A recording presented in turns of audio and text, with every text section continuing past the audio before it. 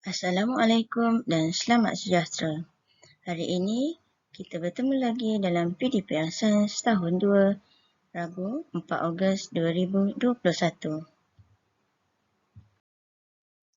Mari kita ulang kaji tajuk pelajaran lepas. Yang pertama, kenali komponen elektrik muka surat 74 hingga 75. Fungsi komponen elektrik muka surat 76.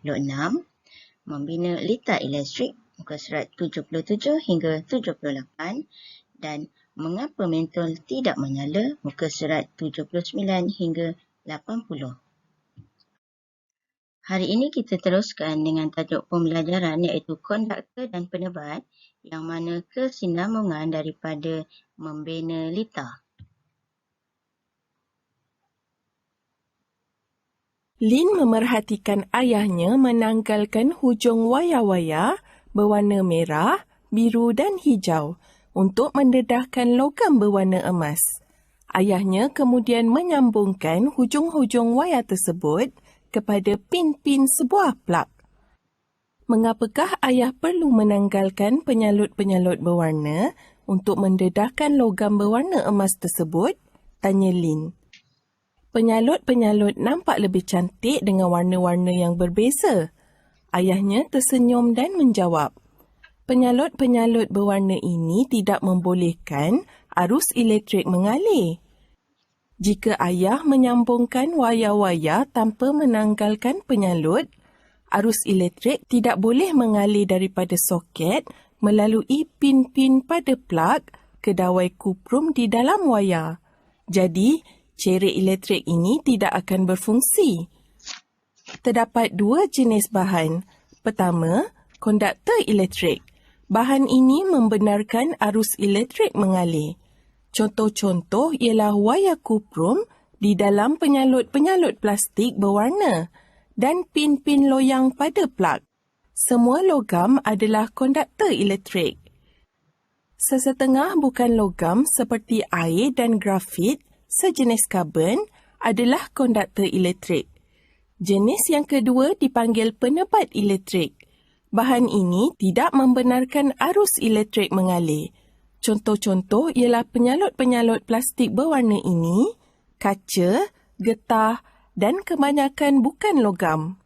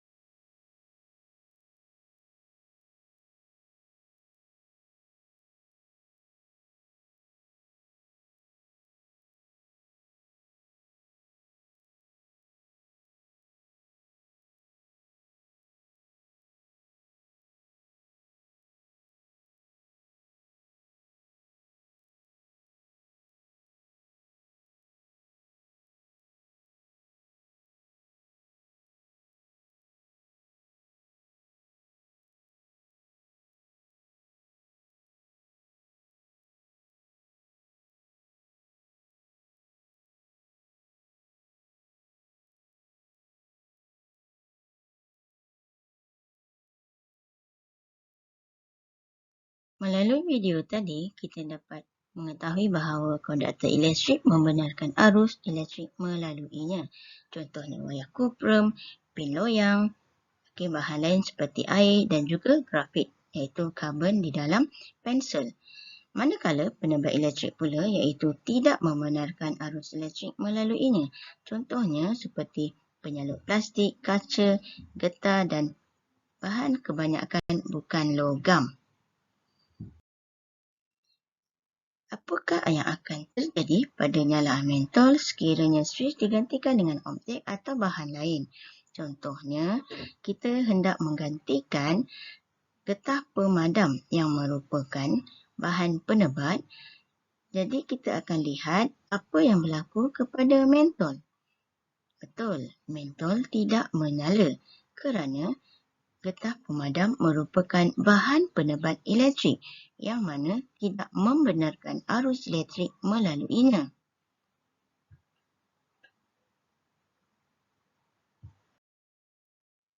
Okey, kita gantikan pula klip kertas dalam suis sekiranya ingin melihat nyalaan mentol. Betul, mentol menyala. Ini kerana klip kertas merupakan bahan konduktor elektrik yang membenarkan arus elektrik melaluinya.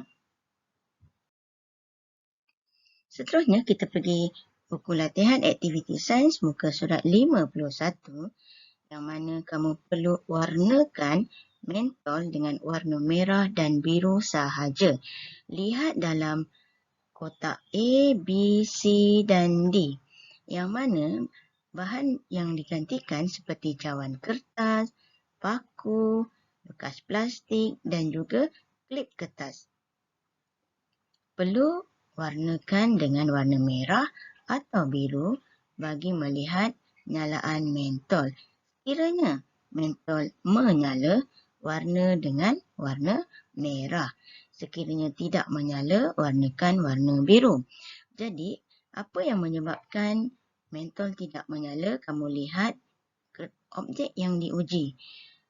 Dia menggunakan bahan penebat ataupun konduktor. Sekiranya guna konduktor, akan menyebabkan mentol menyala. Menyala warna merah. Jika menggunakan bahan penebat, mentol tidak menyala. Kamu perlu warnakan mentol dengan warna biru. Seterusnya, muka surat 52, buku latihan 1. Okey, gariskan jawapan yang betul. Konduktor elektrik ialah objek yang boleh, tidak boleh mengalirkan arus elektrik. So, konduktor elektrik, gariskan boleh. Soalan B. Penebat elektrik pula ialah objek yang boleh, tidak boleh mengalirkan arus elektrik. Penebat elektrik tidak boleh. So, gariskan tidak boleh. Kevin, soalan C telah menggantikan suis dengan kunci pada litar. Mentol menyala kerana kunci ialah konduktor atau penebat. Ya, kunci ialah konduktor. Soalan D. Kugan pula gantikan suis dengan benang. Tetapi mentol tidak menyala kerana benang ialah konduktor atau penebat. Gariskan penebat. Okey, soalan 2. Labelkan konduktor dan penebat pada gambar di bawah. Gambar gunting di bawah yang mana merupakan konduktor, pemegang atau besi. Penebat pula yang mana? Pemegang atau besi. Labelkan. Seterusnya, muka surat 52, kita dah pelajari tadi bahawa konduktor dan juga penebat berdasarkan gambar yang ditunjukkan, iaitu skru, jarum, bekas plastik, tin minuman, daun dan juga butang. Yang mana merupakan konduktor, masukkan ke dalam ruangan konduktor. Penebat, masukkan dalam ruangan penebat. Okey, soalan 1. Apa dan apa boleh menyalakan mentol? Kerana objek ini ialah boleh menyalakan mentol. Bermaksud mestilah objek yang diperbuat daripada besi. Boleh mengalirkan arus elektrik, membenarkan arus elektrik. Iaitu skru, jarum dan tin minuman. Okey, soalan yang kedua. Apa dan apa tidak boleh menyalakan mentol? Kerana objek ini ialah bahan yang tidak boleh menyalakan mentol adalah bahan penebat. Jadi bahan yang tidak boleh menyalakan mentol iaitu bekas plastik, daun, butang tidak boleh menyalakan mentol kerana objek ini ialah penebat. Seterusnya yang terakhir, dakarkan permainan buzzer menggunakan alat dan bahan di atas. Kamu kena bina 1 liter yang mana ada sel kering, buzzer dan wayar penyambung dalam ruangan yang disediakan. Baik, soalan 1. Bilakah buzzer pada liter elektrik di atas berbunyi? Kita tahu buzzer ni untuk apa? So, masa bila buzzer di atas berbunyi? Apabila ditekan. Buzzer berbunyi apabila ditekan. Soalan 2. Bolehkah buzzer berfungsi sebagai switch dalam litar? Switch kita tahu tujuan dia untuk menyambung dan memutuskan arus elektrik dalam litar. Tapi buzzer ni bolehkah kita ganti sebagai switch? Jawapan dia tidak boleh. Baik, saya rasa setakat itu. Jangan lupa siap dan hantarkan tugasan ke email cikgu. Sekian, terima kasih.